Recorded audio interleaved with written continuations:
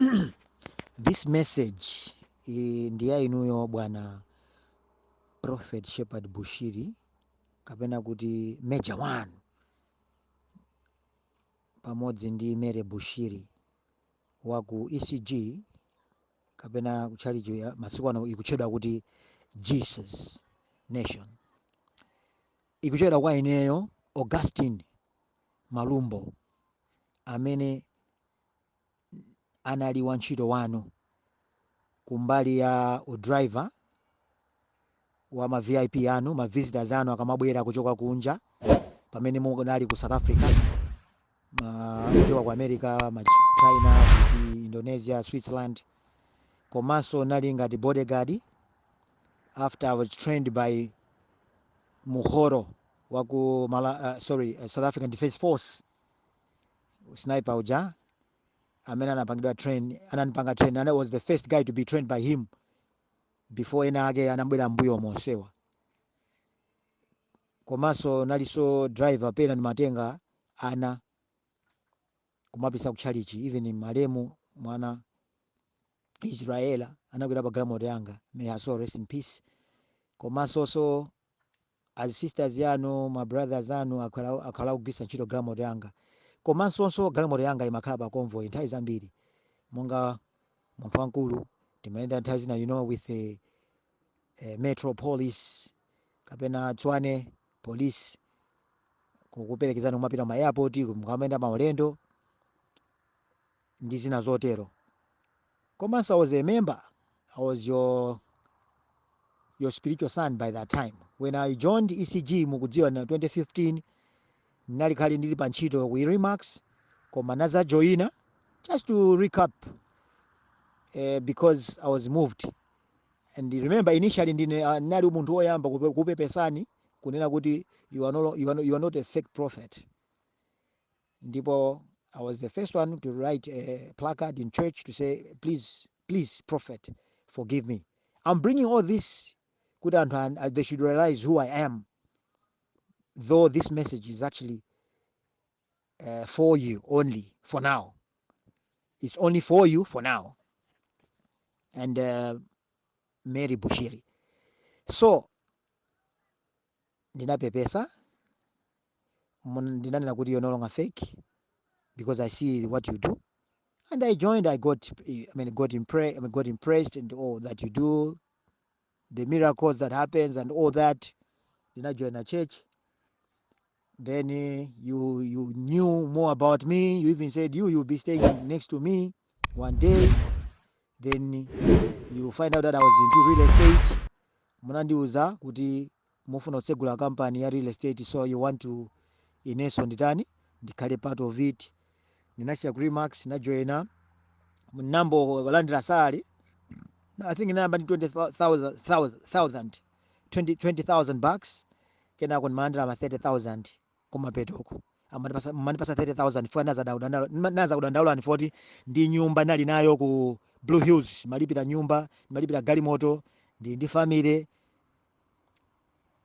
Ndi zonsezo ndingofuna kuti ndingokukumbutsani kuti ndine ndani, popeza ndakhala ndikufuna ngakhale even nthawi imene ndikuchoka pempho lina lake simmandiyankha. Ndiye chimene chandidzetsa leroli kuti ndibwere ku leroli ndi chani? You know, zandikhudza kwambiri pamene mukumapereka ma TV. I just came recently Malawi mono. I'm at Likoma right now. Ndiye kumaona mapereka ma message, you can feed the whole of Malawi for a year. You can, you know, building that's your investments. You are doing very well and we are proud of you as a Malawian. I must admit, I'm very proud of you, Huxley Bushiri, Prophet Bushiri. I'm very proud of you. I'm very proud of you, Mary. Koma chimene mapempha ndi mapempha ako kuti mundilipire ndalama imene ndikufuna kuipanga demand, kamena kuti imene ndikuipempha, imene ndikuona ngati ine ndagwira, ndipo you owe me and you know it. Ndiyambira kumbali ya ntchito imene ndimagwira monga nanena kuti our driver, you know, siti magona. Let's be honest. 3 AM 1 AM ndege za South Africa, you know, zimabwera mochedwa. timakatenga ma visitors nthawi imene jayo. We are sacrificing nchikugwira ntchito imene pa nthawi imene jayo. We are sacrificing every day. Kukweri ukamwina 4 am 7 o'clock muimbira mafoni, akutimbira mafoni, Pastor Chuma akuti muli kuti bwerani kuno, tiyeni sparkling waters, tili kuti. You know, even as Baliano, there were some times, by the way, and Baliano ena kamagona even kunyumba kwa ine. There was a time kuna bwana aliendo ena geso, there were no one took care of them. I took them. There were 3 people. They slept at my house. Why? Because munandi tenga ngati mwana wanu. And I was giving it from my heart. And you knew it. And mumadziwaso zimene ndikuyankhulazi ndimene ndimagwira ntchito. Nkhani ili pano siyapatali. Ndabwera panopa ndi nthawi yanga yoyamba. It's my first time to go live or to send VN to you or to tell the world or to tell you why I left you. I got disappointed because you did not respond to the things that I was requesting. And you know, there are 3 things that really were my concerns and which I'm bringing forward to you. 3 agendas to be realistic. Zinthu zitatu. Ndipo ndabwera papa chifukwa chakuti one of the thing agenda ina up to now I'm still paying for it in South Africa. Mercedes-Benz black AMG sports package. I'm still paying for it because of the damages that was done to the car. And I had to submit it back to the Mercedes-Benz. Today, 2024, I'm still paying for that. But I left you in 2015. Sorry, I left you in 2017. Ninamba kumene kubwera kuno 2015. Nkhani ili pano yamba nimefuna ndibweretse to your attention ndiya munanena kuti ndikulowa kuti you be doing real estate, mutsegula real estate company, ndibwere I'll be working with Itsatsa sizinachitike. What happened? I do not know.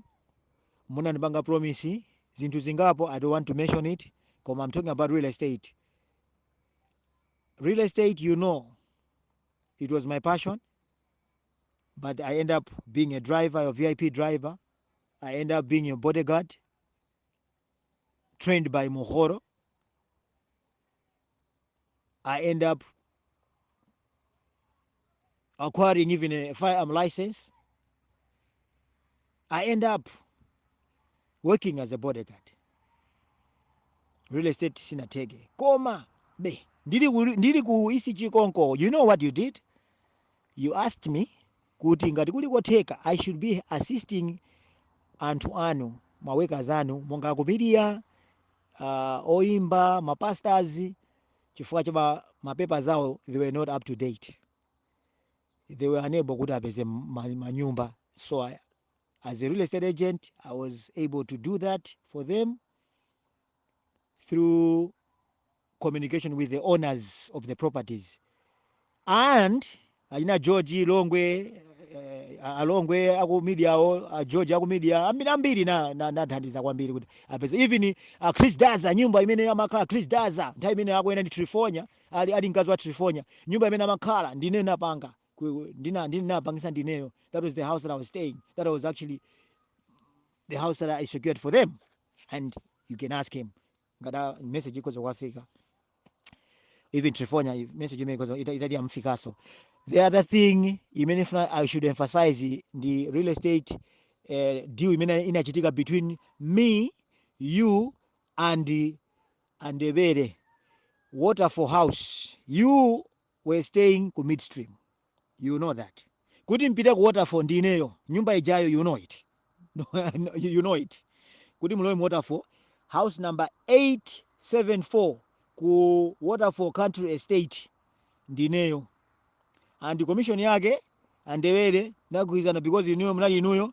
I just said okay, it's fine, 65,000. Koma what did you do? You only gave me 20. Ndekuti 45 ili hapo ndikuifuna. 2 galimoto pa nthawi imene inali m'manja mwanu inaonongeka pa nthawi ine timachoka ku sparkling waters tinali pa convoy magalimoto angapo, koma munanena kuti chani? Munanena kuti Augustine tamuuzeni kuti iyeyo atenge mapasipoti awa. Munandipasa mapasipoti anu awiri, ya inuyo a Prophet Bushiri pamodzi ndi akazi anu Mary Bushiri. Naona maujeni anu ma details anu, natenga passport naika mgalimoto mwanga, tili pa convoy nakudusani nonse, natsogola ifa ndege ikada kuthawani kukuthawa, nathamangisa kopsa matiketi munjiramo, ndipo tili matiketi ambiri tili ndi matiketi zambiri, koma sindikufuna zimenezo. Nkhani ili pano ndi akuti galimoto ndakafika ku airport, ndakafika bwinobwino, ndakupasani zonse, ndinapanga zonse what you call this, ndinapangisa stamp check in for you, mmene mabwera zonse zinali tayari, everything was up to date, everything was actually fine. Munakwera ndege sinakumiseni, and by that time also concurrently ndi mayembekeza nipeze malipiro angaso, chifukwa nali ndakhala about 3 kandi 4 months without pay, and as I said munanyamba ndi 20 koma kumapero ndimayandira ma 30,000. Ndinakhala day manager, munanduza kuti ndizakulipira kapena kupasa ndizakulipira ndikabwera, koma kusana ndikoma panopa kwamabwera kunyumba untengereko ma VIP ujeni abambo kunje. Natenga bambo kunje amene amagwira ntchito ndi inu pamodzi ndi Hugo amene amagwira analiso khani third personal assistant wanuso, nantenga nakatula Hugo bwinobwino, komanso nthawi imene kumagwa mvulaso nakatula bwinobwino Hugo lomweza tuko Hugo ndeti njira kuti tizipita sono kujeni ndili ndakunjoka pamene engine inatipangira sisi galimoto akunja. Naona kuti pali vuto, galimoto inayipanga tow inapita ku Mercedes Benz. Arrangements anapangidwa, tinachosa imene kuja through tsatsa kapena daily ananena kuti tipite ku Centurion kwa specialist wa Mercedes Benz, inapita imene kuja quotation inapezeka, munalongosola munanena kuti ndalama ilipiridwa 90,000, koma Mary Bushiri ngani munama munanena kuti ayi timugulire galimoto ya nyuwani. Ine nakana kuti musandigulire galimoto ya nyuwani as ya nyuwani because ndine congregant konkono, ndine ndani ndiulowa mchechi momo mu ECG by then. Basi auti mundigulira nyuwani, nakana kuti no mungondipasa ndalamayo tikatani tikonse yomwe mami. Basi zinatheka arrangements anakwanisa, tilipira ati akupatsa ndi ni ECG sickness ija yokuti ukamalandira salary uchito gwada uchito ndinatopa pakana kutopa ujeni ashoni kulowapo kuti athandize ashoni Longwe azanu apasta azanu kuyesesaso zosatheka. Ine ndene ndaba kuti meja munthu amanena kuti munthu ndi papa ndi bambo. Up to now chachitika ndipo I was so disappointed. Up to now ineyo ndimakudandaulani, sakunamizenitu ndimakudandaulani kwambiri kuti ineyo because zimene zimayankhula ndi zimene mumachita nzosiyana. Ineyo mukuthandiza anthu amene simukuwadziwa, mukuthandiza anthu onse ovutika. Ifeyo timavutika, timagwira ntchito kwa inu. Inu bwana mnali bwana wanga, ndithandizeni inenso pa nthawi ngati inoyi, ndikufuna ndalama imeneyo ya miyezi yanga ita 7 iyo, which is 30 times 7 is 210,000 rand plus 90,000 rand ya galimoto Mercedes Benz imene ndikulipira pano ngongole imeneyo. Ngati kuli zima interest chanchani ndilibe nazo ntchito, is fine, ndingofuna 90,000 iyo plus 45,000 yanga ya deal ya nyumba imene muna ya double stairs ya kujeni ya Waterfall Country Estate. Yoti mzithuzizo ndi zonse, even katundu wa ndewere zinalimo mnyumbabe. And you know, I don't have to remind you, ndingopanga ndipereke message imene kuti mutani ndibwere poyera kuti why I left you guys, why I got disappointed, because recently zikundikhomodusa ndikamaona ana anga umandifusa, Dad, I thought this is the guy that you're working for. Look, wow, what happened? Why did you leave him? Ndimaso acho yanka kwa panopa ndatopa. Recently ananga they were chased out of school because I got affected financially because of these small things. To me, to you, they might be small. For me, they are big. Do you know, by the way, a big ine nagwisa nyumba yanga ija because of that 7 months imene simnandilipire. Do you know nagwisa nyumba yanga ya Blue Hills ya 3 bedroom at a loss as I speak? Kuliso my debts umene koko, some tiny debts, but sinufuna niyo mukonze kuli ma debts kumene koko unaigwisa nyumba at a quick save. If you know quick save, FNB, Prophet major one, ndithandizeni ndipase ndrama yanga imene naigwira ntchito ndithu kutalanga. Mulungu akudziwa kumwambako ndi pansi pano, amene anenga kumwamba pano ndi pansi pano, amene anenga china chilichonse imene kuti akudziwa ngati ine ndikunama. You know you owe me big, Amere Bushira, Auntie Mary, Mama Mary, you know you owe me, and you said it kuti mafuna kugula galimoto nakambadayi ndipase ndrama yomweyo. Ndezi imene napemphako ndingofunako 345,000 rand yanga. Ndipo I don't want even to meet with you guys. I don't just arrange ndimbusa amene akumana naye ku hub ku restaurant. Atadabwaso, you, where are you? What happened? What kunamfotokozera chilichonse. Sana khulupirireso. Koma nangatipanga bwanji. Aliyense panopa, even on social media amandifusa ma messages in, where are you, a man of God? Hey, where nimanena kuti no. You know what? Let's be realistic. You have never, even though you followed me to Cape Town when I moved from Joburg, you came to Cape Town. I came to Marcos, that restaurant. You stopped receiving tithe from all the pastors. I vividly remember. Munasiya kulanda ma tithe onse maseeds onse kusiya mtangonena nkhope yanga. My son Augustine tabwera kuno mabwera zandihaga. Where are you? Why are you here? You must come back. I didn't want to tell you why I cannot come back, because I was hurt. And even you said I've never checked my social pages. I've never spoken evil or spoken bad about your church, Jesus Nation, or about ECG. I've never spoken anything bad about you, Prophet.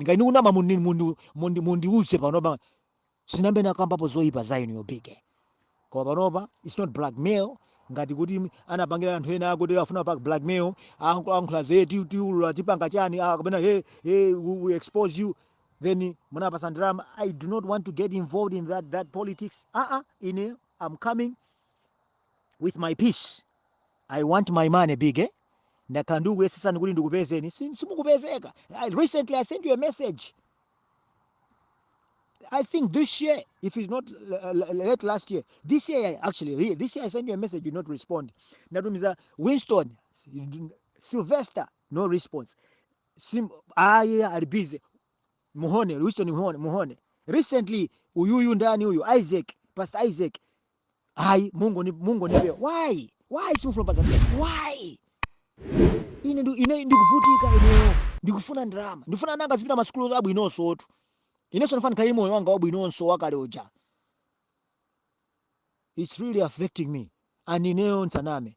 Ndima kudandaula kwambiri. Ine sifranzi kudandaula muntu yae. Ndithandizeni, mundipase zinthu zanga, ndalama zanga. 345,000 rand. Mundipase. Ndikupasa ni nthawi kuti mumpange contact amene akupasani mauthenga awa. Ngati yes apitisa sakupasani, if VN sikupezani, I'll find means kuti kupezeni through another person, but I'm going to give you time. Ngati there is no any response, if I'm not getting any feedback, ndipanga video, then you're going to now make me to have an inclination kuti ndiyambe pa ma social media. Even though ndikumana kautenga kaka anthu kapita kwa anthu 7, you know, ndine social maniac, TikTok, all that, and I can articulate it very well. I can do that, and I don't want to do that. Please, it's just all about my money, my payment. I need my bag. Ngifuna imali yami, Prophet. Ngicela imali yami kahle futhi. Ngiyacela, ngifuna ndrama yanga. Ndifuna ndrama yangu, ndipase ndrama yanga. Zoma kwambiri. I hope this message finds you in peace. Thank you. and God bless.